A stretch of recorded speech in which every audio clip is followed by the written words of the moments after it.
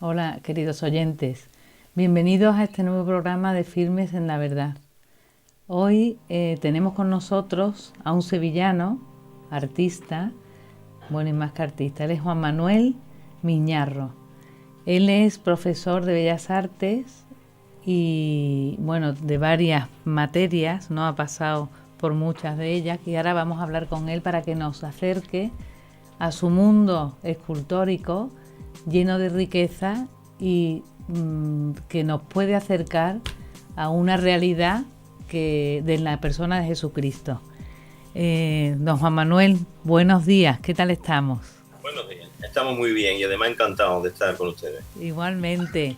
Bueno, queríamos acercarnos a su persona como artista y que nos hiciera un poco de recorrido por su vocación, la conexión de su vocación también con la ciencia, no solamente el arte, y empezar por ahí.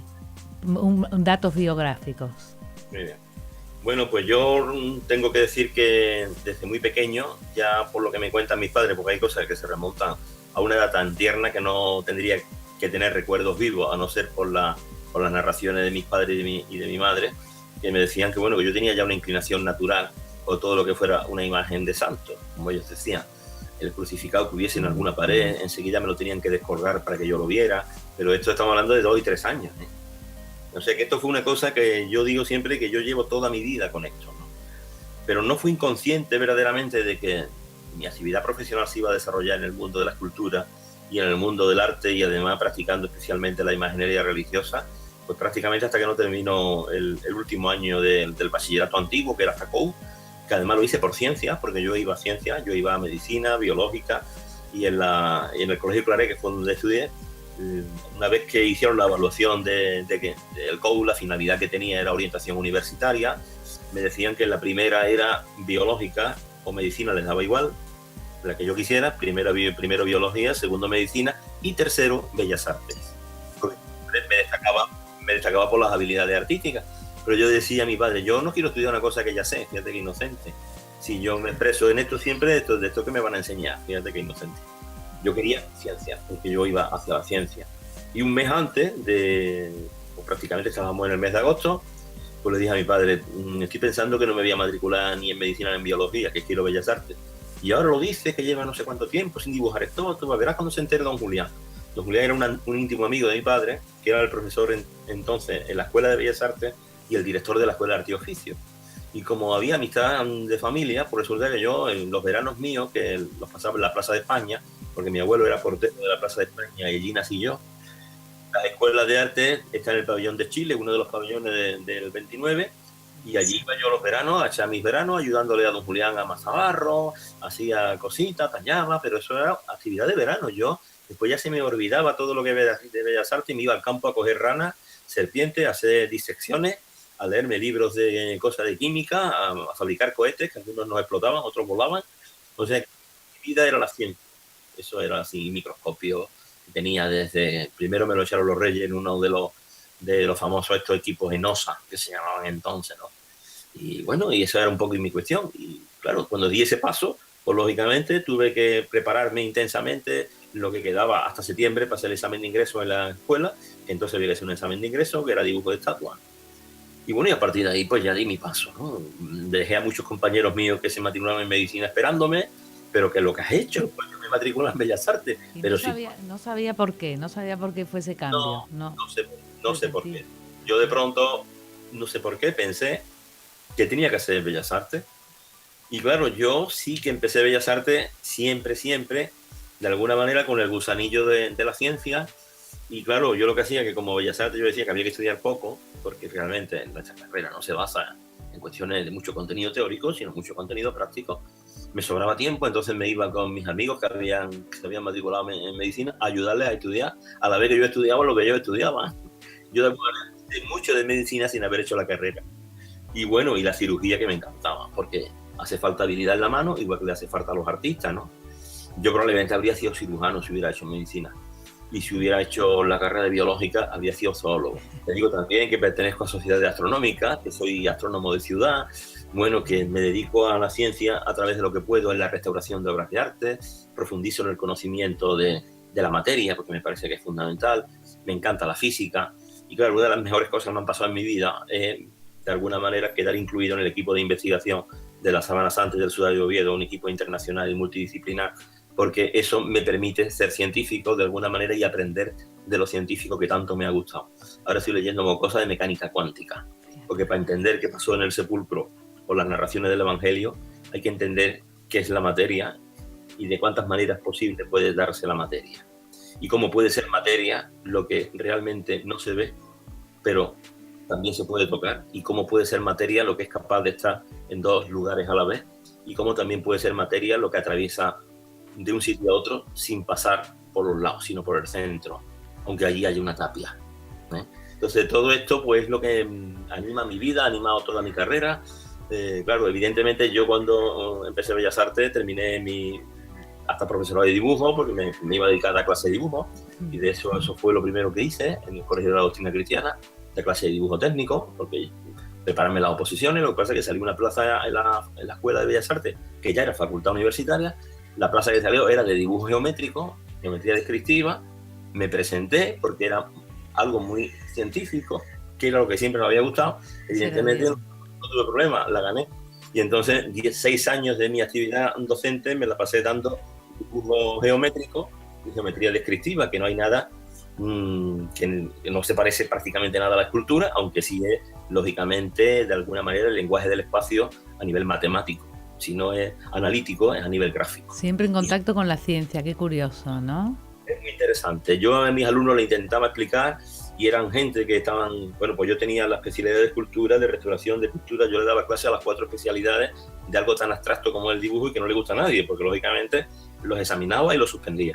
Si lo sabían, ahí, como yo decía, aquí no cabe la ley del punto gordo, ¿eh? Por un punto solamente pasa una recta, ¿eh? No otra cosa, ¿eh? O sea, si caben muchas más rectas, que el punto es demasiado grueso, y eso es imposible. Aquí hay que ser preciso, hay que utilizar la matemática desde el punto de vista de la gráfica. Y la matemática, el conocimiento del espacio, del conocimiento aritmético y matemático del espacio, te ayudará a comprender el espacio y a ver en el espacio, tener visión espacial. Y la visión espacial es importante para el escultor, para el pintor, bueno, y para el escultor ya no te digo, para el pintor, para el dibujante, para el diseñador, para el restaurador. Esa visión espacial es muy importante para entender el mundo de las artes en el que nos movemos, porque es visual y es físico también, ¿no? Entonces lo conecta con la ciencia. ¿Y cómo da el salto a la imaginería? Porque es que es un contraste enorme. Por otra parte, el avance con la ciencia que tiene, y después, curioso que en un siglo XXI se encauza hacia la imaginería, que tiene mucho contacto con la religión. Bueno, yo de hecho durante mi carrera me acerqué al Museo Arqueológico, estuve colaborando en el Museo Arqueológico en excavaciones, porque la arqueología me fascina. También tiene mucho de componente científico, componente histórico, el comprender de dónde venimos, eso es fundamental. Y la Sabana Santa, que ya me interesaba. Yo recuerdo que una de las primeras cosas que yo leí de la síndone pues fue en la década de los 70, mucho antes de la investigación del 78, que lógicamente todo aquello lo devoré, todos los anuncios, todo lo que había en periódicos, en revistas sobre la NASA, porque aquello me fascinó a mí. Bueno, ¿cómo que la NASA estudia una reliquia? Pero vamos a ver, ¿una reliquia de la Iglesia se puede estudiar la NASA? Si mayoría de las reliquias lo sabemos, tenemos la culpa los cristianos, porque hay veces que guardamos cualquier cosita y es un huesito de pollo y lo mismo decimos que es de San Francisco de Asís. Bueno, y muchas veces nos importa poco de lo que sea, porque lógicamente el que va a orar, el que va a rezar, pues le da prácticamente igual, no va a llevarse un microscopio, va a averiguar si aquello que está haciendo o que está besando, que está exhibiendo es auténtico o no. Muchas veces se han exhibido cosas que no lo son, pero yo creo que hay otras muchas que sí que lo son. Pero en definitiva, claro, yo me sorprendió mucho aquello, y a partir de ese momento estaba ansioso de que sacaran los resultados de la investigación, y a partir de ahí seguí estudiándola. Y cuando en el 88 se hizo la prueba de carbono 14 y decían que era una falsa de la Edad Media, dije yo todavía, pues ahora es cuando me interesa de verdad, porque en la Edad Media esto no es posible. O sea, si me dice el carbono 14 que es del siglo I, pues tampoco me lo habría creído. Porque si una cosa, el carbono 14, te dice que es del siglo I, ten en cuenta que el carbono 14 siempre se equivoca, y normalmente todo elemento que está sometido a exposición de radiocarbono, de otros elementos, del propio sol, del aire, del agua, del polvo, de la gente que lo toca, se contamina de carbono y se enriquece. Por lo tanto, si la Sabana Santa hubiese dado el dato siglo I, Es imposible porque a lo mejor estaban enterrando a un hombre en ese momento con una tela de 500 años, de 1000 años. No es lógico. Entonces es normal que dé un dato de rejuvenecimiento. Puede dar muy bien el siglo VII, puede dar muy bien el siglo VIII. Ya cuando nos da el siglo XII, siglo XIII, lo que quiere decir que hay un rejuvenecimiento muy grande, entonces hay que aceptar que hay muchísima contaminación que se entiende cuando se estudia la historia de esta reliquia. Entonces a mí me interesó mucho más cuando dijeron que era medieval, que si me hubieran dicho que es del siglo I. Si me hubieran dicho que es del siglo I, entonces digo automáticamente que no me la creo. Claro, pero cuando era auténtico, era porque había estado contaminado. Entonces eso es muy bueno. Sí. Lo que pasa es, claro, 13 siglos de rejuvenecimiento es una barbaridad. Entonces ya seguí leyendo y me di cuenta que habían cogido la muestra del lugar peor indicado para coger la muestra, el que estaba más sucio, el que estaba más contaminado, por donde la cogían todos los clérigos, por los picos, el que estaba con más remiendo. De hombre, claro, tenían que cortar una parte porque la prueba era destructiva y entonces no arriesgaron partes que estuvieran más limpias de la reliquia, sino que se fueron a aquel pico. Pues mire usted qué desgracia, porque esto tiene muchísima superficie, claro. Y puede estudiar solamente un pico, habría que haber cogido varias muestras a diferentes distancias una de la otra para haber hecho, lógicamente, y tener unos datos de contraste que fueran muy válidos. Yo a partir de ahí me interesé mucho más por esto. Y bueno, ya pues bueno, parece mentira que llevo casi, bueno, ya le estoy hablando de mi época de casi finalización de la carrera. En el año 88, que fue cuando el carbono 14 ya era doctor en Bellas Artes, porque me doctoré en el 87. Y entonces, pues bueno, después ha habido, pues lógicamente, momentos de mi vida en el que no he estado tan involucrado. Y ya prácticamente, con una cosa que salió a partir del año 2001, un artículo en El Mundo de un programa que había hecho la BBC a través de un proceso de investigación que habían seguido con unos profesores de la Universidad de Manchester, que eran forenses. Richard Neve era el director de aquello, y ese proyecto se llamaba Hijo de Dios. Y el resultado de Hijo de Dios era una reconstrucción de cómo podría ser el retrato de Jesús de Nazaret, basándose en cráneos de varones de un cementerio de la época allí en la zona de Palestina, muy cerca de Jerusalén. Cuando yo vi aquella barbaridad, dije, bueno, ¿y esta gente cómo es que dicen esto? Y no le echan cuenta a la imagen que vemos en la Sábana Santa, que probablemente tenga más posibilidades de ser auténtica y de ser el verdadero rostro de Jesús, que esto que están sacando aquí, que es una verdadera barbaridad. Porque no se puede construir el cráneo de alguna persona histórica a través simplemente de reconstruir cráneo y hacer un promedio de gente que hayan vivido en ese lugar. Es una barbaridad a nivel de antropología física inaceptable. Y yo me rebelé como profesor universitario y dije, pues ahora voy yo a demostrar que lo que hay en la síndrome tiene muchísimas más posibilidades de ser verdadero rostro, porque está en la iconografía también. Influye directamente en la iconografía de Cristo, tanto en Oriente como en Occidente, a partir del siglo V, siglo VI. ¿Por qué? ¿Por qué todos los artistas, que en aquella época no había internet, extraordinariamente distantes unos de otros, ni en maneras de pensar y de sentir distintas, hacían el mismo rostro?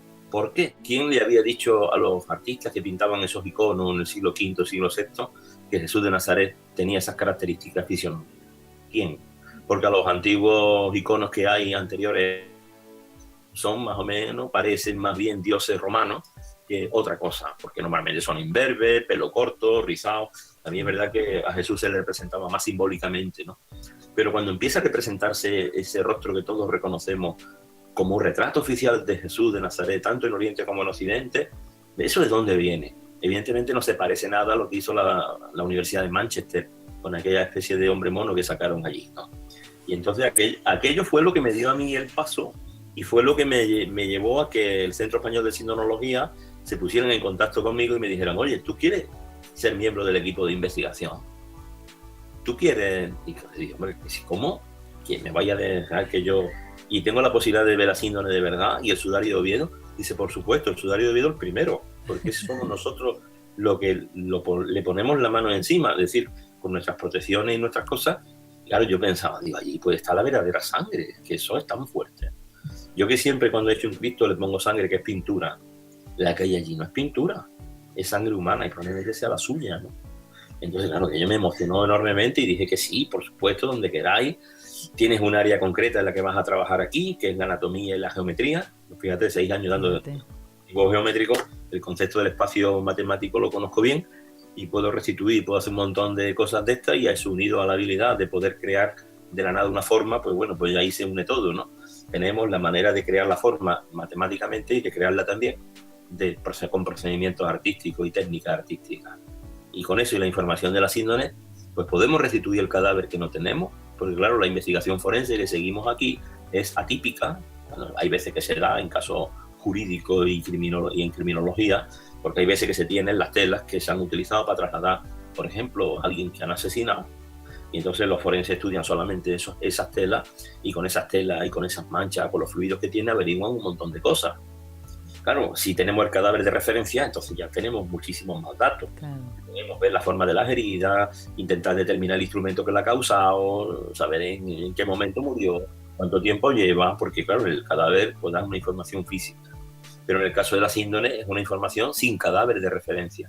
Y además no tenemos tampoco con qué comparar los datos biológicos que podemos sacar, por ejemplo, de ADN, de secuencia de ADN mitocondrial, porque no tenemos con quién compararlo. Donde hay una tumba donde estén verdaderamente restos que sean hermanos directos de Jesús de Nazaret o familiares directos. Eso nunca podemos llegar a hacerlo. Pero sí podía yo ofrecerle a los miembros del equipo la restitución de un cuerpo con semejante proporción, con estructura, con fisonomía, en base a los datos que nos ofrece la síndrome, que nos ofrece datos biométricos, que nos ofrece una imagen misteriosa y que parece una fotografía y no lo es, pero que nadie sabe explicar, y al mismo tiempo la información del sudario de Oviedo, que es muchísimo más abstracta, que nadie la ha podido rebatir, porque nadie puede decir que algo tan absolutamente incomprensible haya podido ser falsificado, porque ¿quién va a falsificar algo que no entiende absolutamente nadie? Y bueno, entonces, claro, la unión de la información del sudario con la información de la sábana marcan de tal manera que no se puede ahora mismo decir que hayamos encontrado absolutamente ninguna contradicción importante para decir que ambos lienzos no envolvieron al mismo cadáver. Y si la tradición dice que ese cadáver es Jesús de Nazaret, pues lógicamente habrá que aceptarlo de esa manera y seguir investigando para poder seguir encontrando evidencias que puedan llegar a tener valor probativo. Eso va a ser complicado. Seguimos ahí, estamos investigando, estamos consiguiendo datos absolutamente impresionantes, pero impresionantes, sobre todo más en el sudario que en la síndrome. Esperemos que la Iglesia nos autorice a seguir contrastando cosas con la Sábana Santa. Ya hemos dado un paso muy importante, que es pertenecer al Comité Científico Internacional, al menos de nuestro equipo, 4 miembros aporta España, que ya es importante, porque son 20 miembros los que totalizan ese equipo, y de esos 20 miembros, 4 es un porcentaje muy alto. Y en ese especie de equipo científico, asesores de todos los estudios de la síndrome, se va a organizar lo que es la preocupación que tiene la Iglesia y sobre todo el custodio de la síndrome, que es el obispado de Turín o el obispo de Turín o el arzobispo de Turín, según los casos, en temas de conservación, simplemente, ¿no? La Iglesia no quiere que se vuelva a investigar ni la sangre, ni que volvamos a investigar la datación radiocarbónica. De eso no quiero ni oír hablar. Ahora, de que ese objeto digno de veneración, como cualquier otra imagen o icono de la historia, porque no se le puede negar ese valor que tiene, se deteriore, eso sí que nos importa. Entonces, como nos importa, y le importa fundamentalmente a la Iglesia, nos va a dejar que nos acerquemos para el tema del control del biodeterioro. Y evidentemente, cuando nos dejen hacer eso, lo vamos a hacer con microscopio. Claro, nadie va a poder evitar que ese microscopio de pronto caiga en una mancha de sangre. ¿Qué vamos a hacer? Eso son cosas que pasan. Y no nos van a poder decir que no si queremos coger una muestra de hilo y que hagamos una cadena de custodia rigurosa, porque tenemos hilo de la síndrome sin cadena de custodia. No, porque esto no lo ha dado fulano. Bueno, ¿y ese quién es? Uno que estuvo en el equipo de los italianos cuando hicieron. Y ese hombre tiene 32 hilos de la sábana. ¿Y cómo sabemos que esos hilos son de la síndrome? Claro. Es que lo dice él. Bueno, ¿y qué? Pero yo con esos hilos no puedo hacer nada, porque científicamente me vapulean. Si yo digo que en esos hilos he encontrado algo extraordinario, o un polen extraordinario pegado a la sangre, que es el que llega en el momento en que la sangre está fresca, joder, yo no voy a poder decir nada. No voy a poder ni abrir el pico, porque cuando me digan, bueno, la cadena de custodia de esa muestra, ¿cuál es? No voy a poder decir nada, porque no sé ni dónde viene. Claro. Porque, claro, tenemos que estar en silencio. Si nos dejan hacer estas cosas, que nos van a dejar, sí que es verdad que podremos avanzar a lo mejor en datos. Así que estás emocionado con el siguiente paso que le corresponde ahora con ese grupo de investigación, ¿no? En mi vida ha habido un cambio radical en la imaginería, porque yo termino mi carrera. Es que eso fue lo que a mí en el 78 empezó a cambiarme, y en el 88, que ya era profesor, yo la primera obra que hago de culto y religiosa la hago en el 84, fíjate, termino la carrera en el 78-79, milicias universitarias, en todo esto ya se hace el estudio de la síndrome, me empieza a interesar históricamente el personaje de Jesús. Evidentemente venía de un colegio de sacerdotes. Yo puedo decir que yo tengo una formación cristiana y que he sido y soy cristiano y he sido practicante y soy practicante. Y tengo fe, pero fe fundamentada, no tengo fe ciega. Yo soy una persona muy racional, entonces las personas que somos muy racionales no creemos porque dicen que hay que creer y punto. Yo creo que Dios jamás nos pediría que fuéramos irracionales. Por lo tanto, la fe no puede ser ciega. La fe tiene que estar fundamentada, tiene que ser racional. ¿Basada en qué? En pruebas. ¿Y cuáles son las pruebas? Los milagros de Jesús. Lo que él hacía para que los que le seguían no fueran irracionales. Porque si Jesús le hubiera dicho a cualquiera, o como si a mí me encuentro yo ahora un personaje por la calle, me dice, mire usted, yo vengo de la estrella aquella que ve usted allí. Bueno, ¿tiene usted alguna prueba de que usted verdaderamente viene de esa estrella? ¿Y ese planeta cómo es? ¿Y dónde lo puedo yo buscar en un mapa? No tengo prueba ninguna. Pero si usted viene conmigo, pero yo tengo además poderes extraordinarios, ¿no puede usted hacerme ahora mismo una demostración de esos poderes extraordinarios para que yo me crea que usted verdaderamente dice que viene de allí y que usted es más antiguo que Moisés y que es más antiguo que Elías y que tiene el poder para perdonar los pecados y que es el Señor del sábado? Si Jesús no pone pruebas, no da pruebas, habría sido absolutamente irracional que esas personas dejaran sus barcas y sus redes y fueran detrás de él. Y Jesús se fundamentó en sus milagros para probar que él que era verdad, que lo que decía era cierto, que tenía poder para perdonar los pecados y que eso era bastante más fácil decir que decirle a este paralítico, levántate y anda. Y el paralítico se levantaba y andaba. O sea, Jesús se fundamentó en eso. Eso lógicamente yo siempre entendí por fe, que la fe tiene que estar contrastada y demostrada. Y la fe humana es exactamente igual. Se basa en actos de confianza en la cual nosotros nos creemos lo que nos dicen gente digna de crédito. ¿Por qué? Porque lo han demostrado con su carrera, con su actividad. Yo me creo la teoría atómica, aunque no la vea, pero me la creo. ¿Por qué? Porque está muy probada. No, porque me la han dicho gente digna de crédito. Y si no le damos crédito a la historia, no podríamos casi ni abrir la boca, porque nosotros no tenemos la posibilidad de comprobar los hechos históricos, porque son del pasado y está fuera de nuestro marco temporal. Entonces, la fe humana y la fe en Dios es prácticamente lo mismo.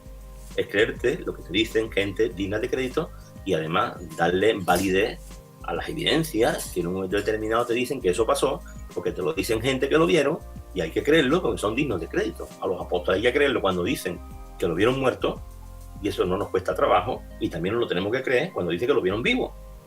Es que eso es así, no puede ser de otra manera. Que hay una prueba de eso, había alguien allí de testigo para que viera a Jesús resucitar y salir de aquella especie de mortaja sin desbaratar la mortaja. No había nadie, queda solamente la estructura, pero allí no había nadie. ¿Había alguien en el momento de mi nacimiento que dude que yo he nacido porque no vio cómo nacía? No sé, eso es la incongruencia de mucha gente que niegan la fe, que te niegan los fundamentos de la fe porque dicen que faltan pruebas. ¿Qué más pruebas quieren? O sea que a Dios hay que conocerlo a través del conocimiento. La fe es una cosa nuestra y yo la he buscado de esa manera. Y en la síndrome encontré muchas pruebas para tener esa fe, para que mi fe fuera más fundamentada de lo que me decían alguna vez los curas. No, es que la fe es creer sin ver. Muchas veces decimos que es una parte de la fe, pero bueno, no es toda. Porque también no todo el mundo tiene esa dimensión científica, pero bueno, que le ha aportado muchísimo.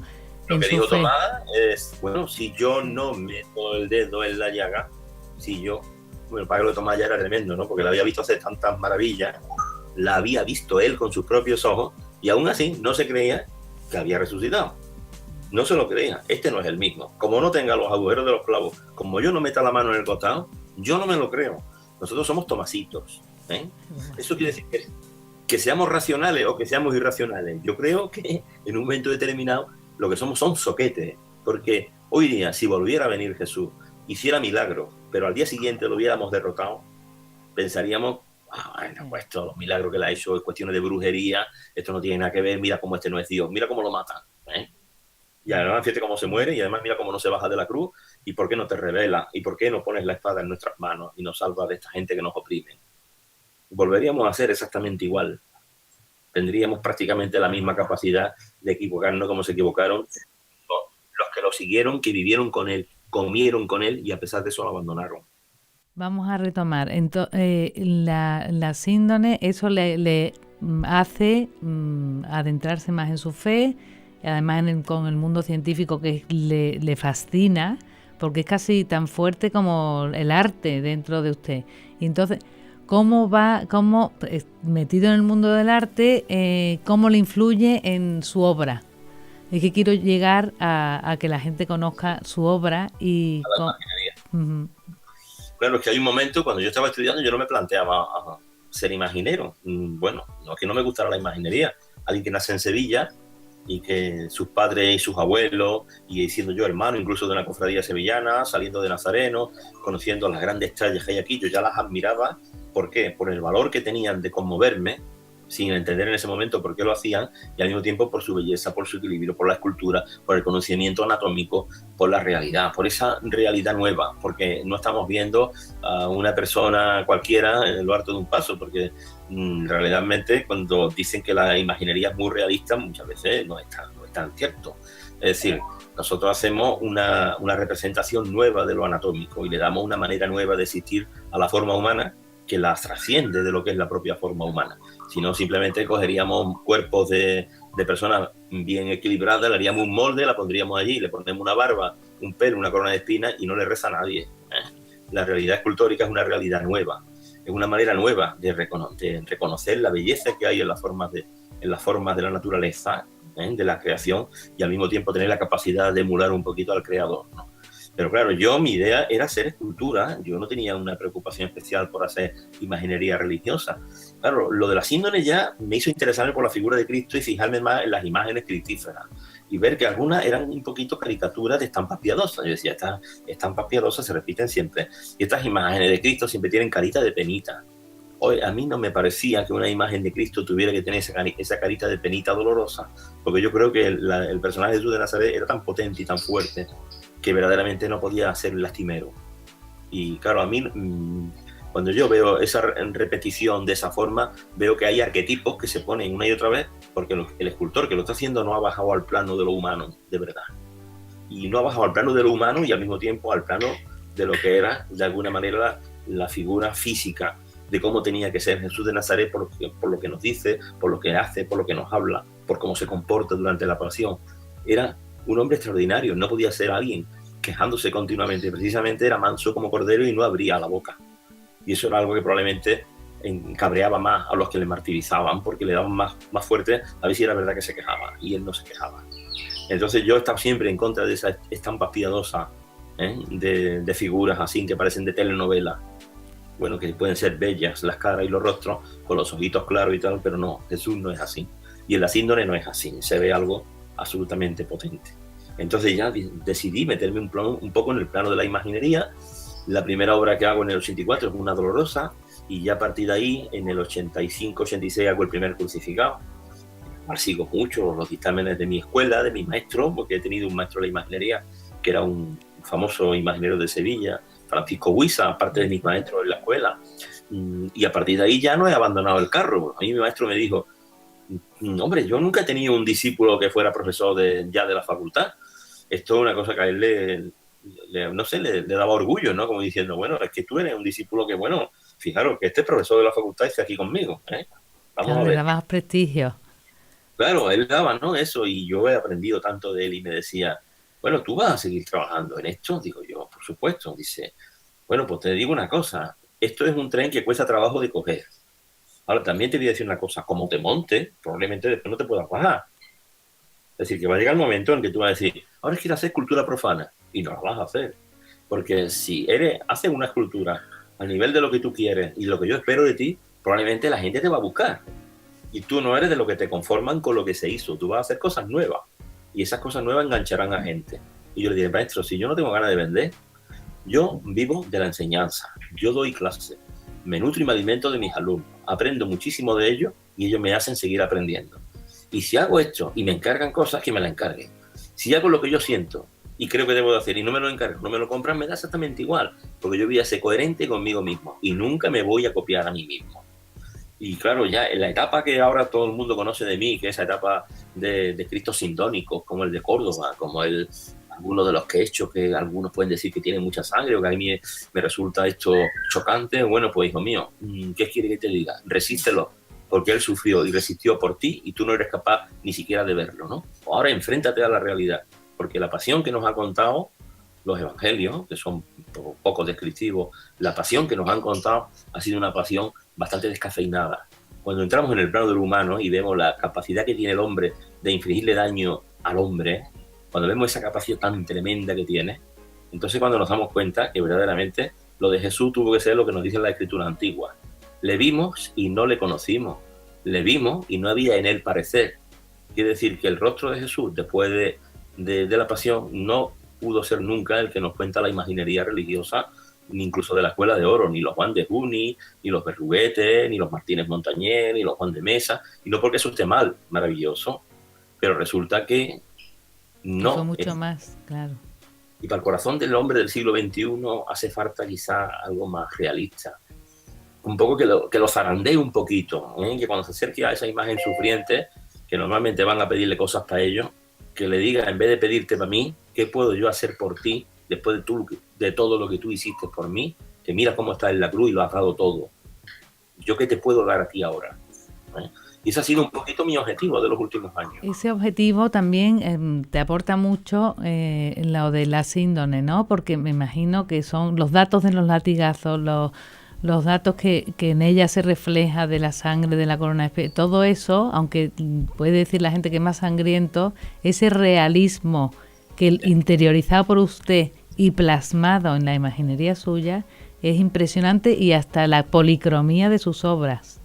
Sí, eso ¿no? Es lo básico.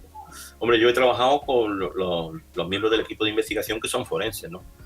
Para el crucificado de Córdoba, el director del equipo, que es Alfonso Sánchez Hermosilla, que es forense, y además forense de campo, que no es forense académico, está harto de levantar cadáveres y se enfrenta a cosas que son muy duras, me dijo, yo te voy a preparar una colección de fotografías porque yo estoy trabajando en Murcia, tú no vas a poder venir a las autopsias, pero quiero que veas esto en el plano de la realidad.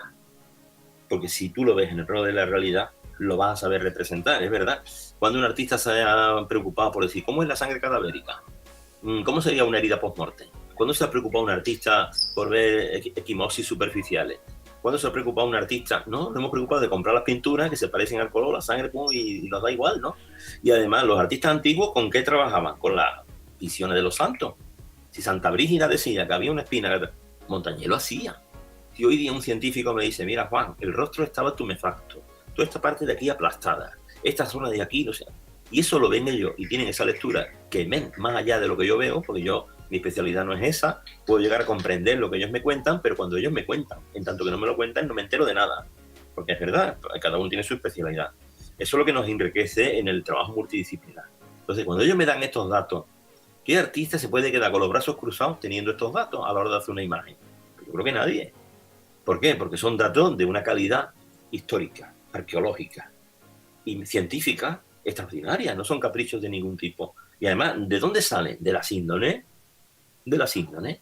Por lo tanto, qué maravilla de conocimiento forense tuvo que tener este extraño alquimista medieval en una época de oscuridad absoluta para hacer algo que nadie en su época iba a comprender o no iban a empezar ni siquiera a ver hasta que no se inventó la fotografía. Esto es lo grandioso de esto, ¿no? Y que todavía por ahí haya alguno que diga que esto es una cosa de Leonardo o que esto es una cosa de un quien misterioso artista. Yo muchas veces en mis compañeros, cuando yo me muevo por la Universidad Española y voy a oposición y tal, y algunos me dicen, oye, tú estás investigando las avanzadas. Pero si eso es falso, digo, sí. Digo, bueno, ¿y qué? Es que el carbono 14, digo, claro. Dice, pero tú entonces, ¿por qué la investigas? Digo, bueno, vamos a ver, ¿de qué época dice el carbono 14 que es? Medieval. Digo, ¿tú a qué te dedicas? Oh, yo restauro cuadros. Digo, oye, ¿cuántos cuadros restauras tú del siglo XII o siglo XIII? ¿Se quedan así? Pues muy pocos, la verdad. Digo, entonces, ¿por qué crees tú que no debe tener importancia algo si al menos no se le puede negar que sea de esta época? Vamos a aceptar el carbono 14, entonces yo tengo un objeto medieval. ¿Qué quiere? ¿Que no lo investigue un objeto medieval? Igual que tú estás investigando cuadros del siglo XV o del siglo XVII, estás investigando cuadros que son mucho más jóvenes que lo que yo estoy investigando, por lo tanto lo mío es más importante que lo tuyo. Y ya se quedan callados. ¿Por qué? Porque la realidad no le niegue la materialidad de ese objeto y acércate a él y estudiarlo. Y si es verdad que ves allí sangre de pollo, como especialista en medicina, pues vete tranquilamente, nadie te va a obligar a que digas una mentira. Si tú ves que aquello no encuentras allí cosas que lógicamente contradicen que aquello pueda ser verdad lo que se piensa que es, pues te vas tranquilamente, pero es que ni siquiera aceptan acercarse.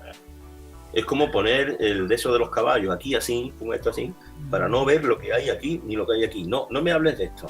Algunos a mí me dicen, el sudario de Oviedo, yo no quiero involucrarme. Digo, vamos a ver, pero tú eres especialista en latín y eres especialista en lenguas clásicas.